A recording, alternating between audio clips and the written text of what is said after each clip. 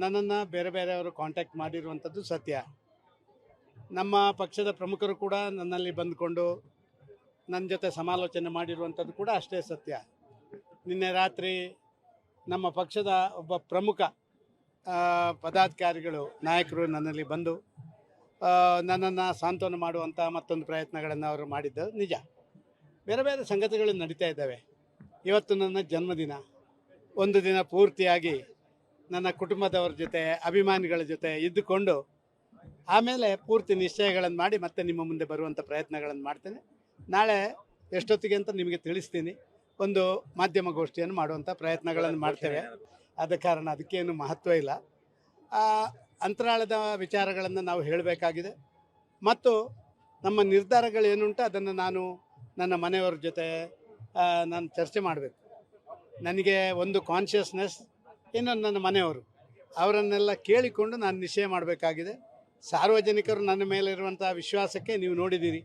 ಮೊನ್ನೆ ಬೆಂಗಳೂರು ಉತ್ತರದಲ್ಲಿ 28 ಕ್ಷೇತ್ರದಲ್ಲಿ ಒಂದೇ ಕ್ಷೇತ್ರ 100ಕ್ಕೆ 100% ಕೊಟ್ಟಿರುವಂಥದ್ದು. ನಿಮ್ಮ ಅಬ್ಸರ್ವರ್ ರಾಧಾಮೋಹನ್ ಅಗರ್ವಾಲ್ ಹೇಳಿರುವಂಥದ್ದು, ಕ್ಯಾ ಕಮಾಲ್ ಕರ್ದಿ ಅಸದಾನ್ಜಿ, out of 28 constituency only one constituency where is no other candidates. If you are not contesting then we are the candidates. ಇದೆಲ್ಲ ನಡೆದಿದೆ. ಆದರೆ ನಮ್ಮ ಬೇರೆ ಬೇರೆ ವಿದ್ಯಮಾನಗಳು ದೆಹಲಿಯಲ್ಲಿ ಇಲ್ಲಿ ನಡೆದಂಥದ್ದು ನನಗೆ ಅದರ ಬಗ್ಗೆ ಪೂರ್ತಿ ಮಾಹಿತಿ ಇದೆ. ನಾನು ಚುನಾವಣಾ ರಾಜಕಾರಣದಿಂದ ದೂರ ನಿಲ್ಲಬೇಕು ಅಂತ ಹೇಳುವಂಥವನನ್ನು ಎಳೆದು ತಂದು ನೀವೇ ನಿಲ್ಲಬೇಕು ಅಂತ ರಾಜ್ಯದ ಎಲ್ಲ ಪ್ರಮುಖರು ಹೇಳಿ ಕೊನೆಯ ಹಂತದಲ್ಲಿ ನನ್ನ ರಕ್ಷಣೆಗೆ ಬಾರದೆ ನನಗೆ ಒಂಚೂರು ಮುಜುಗರ ಉಂಟು ಮಾಡುವಂಥ ಕೆಲಸ ಕಾರ್ಯಗಳನ್ನು ಮಾಡಿದ್ದಾರೆ. ಯಾವ ತೀರ್ಮಾನ ತಗೊಳ್ಬೇಕು, ಯಾಕೆಂತ ಹೇಳಿದರೆ ರಾಜಕಾರಣದಲ್ಲಿ ಏರುಪೇರುಗಳು ಮುಜುಗರಗಳು ಇದು ಸ್ವಾಭಾವಿಕ.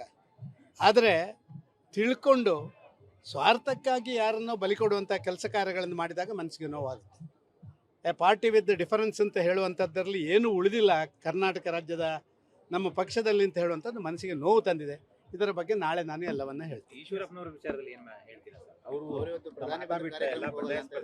ಅಲ್ಲ ನೋಡಿ, ಈಶ್ವರಪ್ಪನವರು ನಾನು ಭೇಟಿ ಮಾಡಿದ್ದೆ.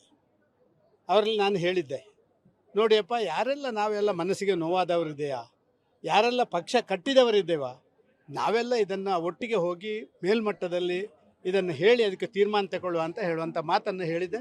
ಆದರೆ ಅವರದ್ದೇ ನಿಲುವನ್ನು ತಗೊಂಡಿದ್ದಾರೆ. ಆದ ಕಾರಣ ನಾನು ಅದರ ಬಗ್ಗೆ ಏನು ನಾನು ಹೇಳಲಿಕ್ಕೆ ಇಚ್ಛೆಪಡ್ತೀನಿ.